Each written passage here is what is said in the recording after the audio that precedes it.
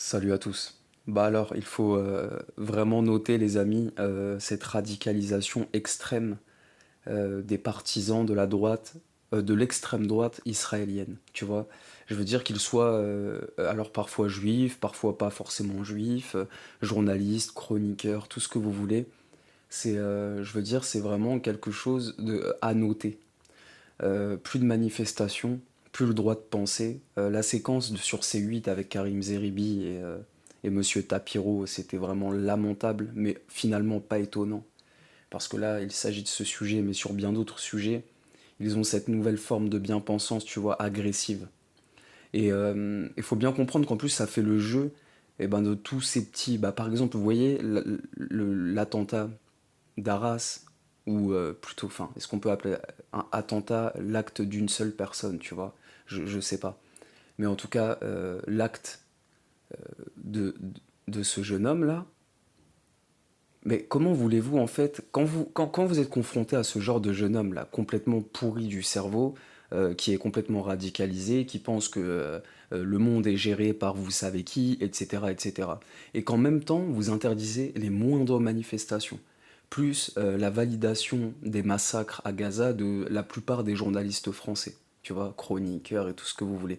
Quand vous ajoutez, tu vois, le gamin a déjà de la merde dans le crâne. Moi, j'imagine les travailleurs sociaux, les gens qui travaillent pour la justice. J'en sais rien, tu vois.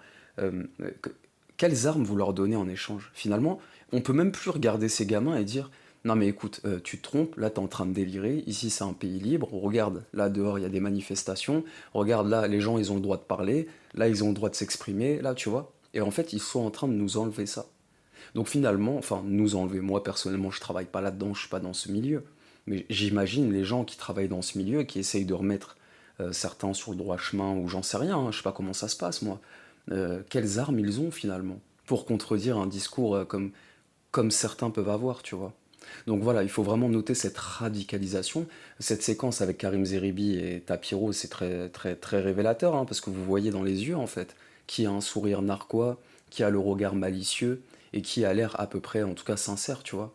Et en plus, qui prend des pincettes, parce que Karim Zeribi, ce qu'il a dit, il a pris quand même énormément de pincettes, tu vois. Mais ça ne suffit pas. Finalement, c'est vraiment la soumission, et c'est un nouveau truc. Moi, j'avais jamais vu ça.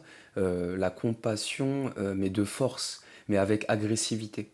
Tu vois. Alors avant, on pouvait nous tirer les larmes plutôt en faisant pitié, par exemple, en essayant d'attirer la pitié. Mais maintenant, on rentre dans une agressivité, tu vois. C'est souffre avec moi ou meurs petite merde. On n'est pas loin de ça. Tu vois. Et ça, enfin, moi, je trouve que c'est vraiment nouveau. Cette séquence sur C8 aussi, bah, on voit bien tous les petits laquais là. On voit qui mènent les débats aujourd'hui en France, c'est vraiment compliqué. Après, bah, Karim Zeribi, tant pis pour lui, hein. Il a voulu jouer au jeu du buzz parce qu'on sait qu'il aime bien les caméras, ce type-là. Et il est tombé finalement dans un véritable traquenard. Alors maintenant, la suite, ça va être quoi? Comme je vous l'ai dit, tous les journalistes français valident les massacres sans aucune vergogne, hein, alors qu'ils viennent de passer des mois à nous vendre la résistance ukrainienne. Mais je veux dire, ils sont complètement dans un... Et je comprends pas en fait Moi je pense que si un jour il y a une révolte dans ce pays, c'est... Je sais pas s'il faudra d'abord aller à l'Élysée ou s'il faudra d'abord aller chez ces gens-là, hein. Tous ces journalistes, ces trafiquants d'opinion. Parce que je comprends même pas comment ils peuvent se contredire d'une semaine à l'autre sans ressentir la moindre gêne, quoi, tu vois. Ou si... Enfin, sinon c'est qu'ils prennent vraiment la population pour des cons. Mais après, ont-ils raison? Je suis pas loin de le penser. Maintenant, c'est quoi la suite, finalement? Parce que c'est bien beau de spéculer, de constater. La suite, c'est qu'il va peut-être falloir, quand on regarde comment on commence à être traité sur Internet, dans la rue, dans les médias, enfin vous voyez, on va vraiment vers une nouvelle pensée unique, hein. Les droits tardés ont largement accompagné ce mouvement, d'ailleurs. Je pense que maintenant, être un droit tardé, c'est être dans la pensée unique, hein. C'est facile, en fait, hein. T'arrives, hop, un molar sur les musulmans, un petit molar sur Gaza, un crachat sur les mecs de quartier, et puis en général, ça va. Si tu vois, enfin, y a rien de compliqué, hein. C'est très facile. Donc bon, je me dis si, je me demande carrément, c'est un peu provocateur ce que je vais dire, si le patriote français, qu'il soit misérable ou qu'il soit, enfin en tout cas le patriote sincère, tu vois, qu'il soit d'en bas ou d'en haut ou des classes moyennes ou ce que vous voulez, euh, celui qui ne s'est pas trahi, tu vois, en l'espace de 10 ans, hein, parce qu'il a fallu finalement 10 ans pour rendre toute la droite patriote complètement israélo-compatible, on va dire, enfin en tout cas compatible avec la politique israélienne actuelle, tu vois. Bah en fait, il va falloir rentrer dans une sorte de pensée clandestine, quoi. Va vraiment falloir commencer à avancer masqué. Mais je veux dire, avant, il fallait des faux papiers, peut-être pour les voyous, pour les délinquants, parce qu'ils devaient passer les frontières ou je ne sais quoi. Et demain, peut-être, avec les identités numériques, etc., il faudra une fausse identité simplement pour penser. Tu vois, et ça devient vraiment, vraiment grave, hein, les amis, hein. On peut rien faire, hein, contre tout ça. Je pense que les populations sont trop manipulées.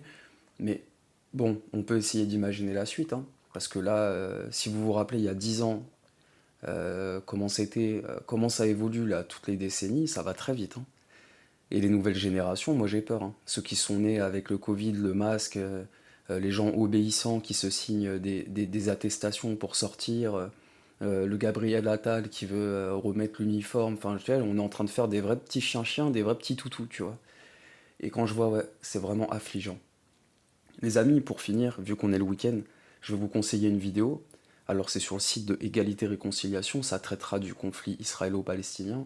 Alors ça demandera un petit peu plus de réflexion que chez Psyodélique et FD News, hein, forcément, mais ça va vous tirer vers le haut, tu vois. Et il n'y a pas que Soral. Et même si tu as un problème avec Soral au niveau de sa personnalité, au niveau de ce que tu veux, ça peut être mon cas aussi sur certains points, mais on est des hommes, on va essayer de ne pas reproduire le camp d'en face, tu vois, enfin ce que fait le camp d'en face. Et même si chez quelqu'un tu as du ressentiment parce que au niveau de sa personnalité ça te plaît pas, ou parce que ceci ou cela, tu ne peux pas pour autant nier ses qualités. Ok. Donc, enfin moi en tout cas c'est comme ça. Je peux reconnaître les qualités de quelqu'un malgré ses défauts. Et sur ce sujet, son analyse, elle est vraiment pertinente et importante à entendre. Surtout pour toute la mouvance droitardée, tous ces petits jeunes issus des classes populaires qui se sont mis au service de la droite patriote bourgeoise, tu vois. Il faut que vous alliez entendre ça. Donc, le site Égalité Réconciliation, émission C'est parti mon kiki, épisode 17. Alors, il n'y a pas qu'Alain Soral, hein, il y a d'autres intervenants. Mais voilà, si vous avez le temps d'écouter ça dans le week-end en bricolant ou autre, c'est pas plus mal, hein. Les amis, je vous laisse là-dessus. Prenez soin de vous. N'hésitez pas à dire ce que vous en pensez. Et puis voilà, à bientôt. Ciao.